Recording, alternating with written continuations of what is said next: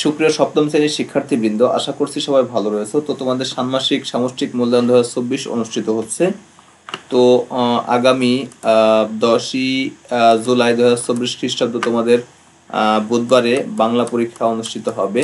So শুরুতে তোমাদের এই পরীক্ষার সিলেবাস সম্পর্কে ধারণা নিতে হবে।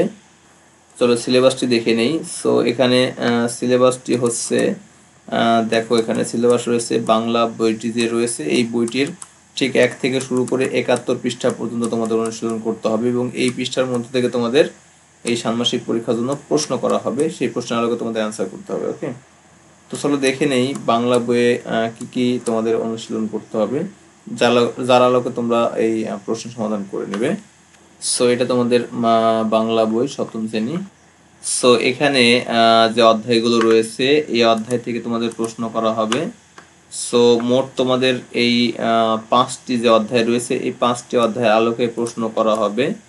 সো 1 থেকে শুরু করে এই 5টি অধ্যায়ের মধ্যে কিন্তু 71 পৃষ্ঠা রয়েছে যেখান থেকে তোমাদের প্রশ্ন করা হবে। ওকে, তো এই প্রতিটি চ্যাপ্টার তোমরা মনোযোগ সহকারে পড়বে এবং অনুধাবন করবে, তো সেই আলোকে তোমাদের প্রশ্ন করা হবে। ওকে, তো এখানে তোমরা দেখবে বইয়ের মধ্যে অনেকগুলো শূন্যস্থান রয়েছে, একক কাজ রয়েছে, দলীয় কাজ রয়েছে এবং সেই আলোকে কিন্তু তোমাদের প্রশ্ন করা হবে এবং অনেক চার্ট রয়েছে। এখান থেকে তোমরা বাংলা ব্যাকরণের যে বিরাম চিহ্ন, তারপরে সাধু চলিত ভাষা, তারপরে বর্ণ এবং উপসর্গ অনুসর্গ, তারপরে তোমাদের পদ পরিস্থিতিতে রয়েছে, এইগুলো অবশ্যই অনুশীলন করবে, সে আলোকে তোমাদের প্রশ্ন থাকতে পারে।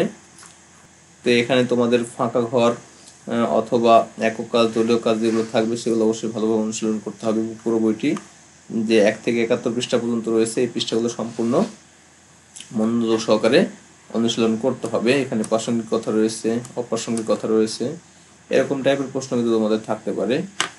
প্রমিত বাংলা ভাষার কথা বলি, এখানে ভাষার যে বিষয়টি রয়েছে যেমন সাধু চলিত ভাষা, এরপরে অন্যান্য যে ভাষাগুলো রয়েছে সে ভাষার আলোকে কিন্তু প্রশ্ন থাকতে পারে। এছাড়া তোমাদের পদ পরিস্থিতি থেকে প্রশ্ন থাকতে পারে, বিশেষ বিশেষণ, সর্বনাম, অব্যয়, ক্রিয়া, বর্ণ, ঘোষ, অঘোষ, এসব বিষয়েও কিন্তু প্রশ্ন তোমাদের থাকতে পারে। এটা হচ্ছে ব্যাকরণের অংশ, যদিও ব্যাকরণের অংশ তোমাদের বাংলা বইয়ে রয়েছে, সো সে আলোকে কিন্তু প্রশ্ন থাকতে পারে। এখানে একটি ফাঁকা দেখতে পাচ্ছ, এই আলোকে কিন্তু প্রশ্ন থাকতে পারে যে এখানে অর্থ বুঝে বাক্য গড়িত, বিশেষ বিশেষণ, সর্বনাম, যেগুলো আমি এর আগে বলেছি, ঠিক এভাবে কিন্তু প্রশ্ন তোমাদের থাকতে পারে। অবশ্যই এগুলো পড়তে হবে, বুঝতে হবে। এছাড়া বাক্যে যে প্রকারভেদ রয়েছে সেখান থেকেও কিন্তু প্রশ্ন থাকতে পারে, শব্দের গঠন থেকে প্রশ্ন থাকতে পারে, যেহেতু এখানে রয়েছে, সো এগুলো তোমাদের অবশ্যই অনুশীলন করতে হবে। এরপরে উপসর্গ রয়েছে, উপসর্গ তোমাদের পড়তে হবে, উপসর্গ থেকে প্রশ্ন থাকবে। এরপর রয়েছে প্রত্যয়, অর্থাৎ প্রকৃতি প্রত্যয়, প্রত্যয় থেকেও তোমাদের প্রশ্ন থাকবে, যেহেতু এগুলো তোমাদের অনুশীলন পৃষ্ঠায় রয়েছে অর্থাৎ সিলেবাসে রয়েছে, অবশ্যই তোমাদের এগুলো অনুশীলন করতে হবে। তো এখানে দেখো কিছু বেসিক, তো এখানে দেখো আরো বিষয় রয়েছে, তা হচ্ছে ব্যানার রয়েছে, তারপরে ফেস্টুন রয়েছে, এরপরে প্লাকার্ড রয়েছে, পোস্টার রয়েছে, বিলবোর্ড রয়েছে, নোটিশ রয়েছে, লিফলেট, মোড়কে লেখা বিজ্ঞাপন, আমন্ত্রণপত্র, অনেকগুলো তথ্য কিন্তু এখানে দেওয়া রয়েছে। এই তথ্যের আলোকে কিন্তু তোমাদের প্রশ্ন থাকবে। তো আশা করছি ভিডিওটি বুঝতে পেরেছো। তো ভিডিওটি প্রথম থেকে শেষ পর্যন্ত দেখার জন্য অসংখ্য ধন্যবাদ। Thanks for watching this video. Thank you.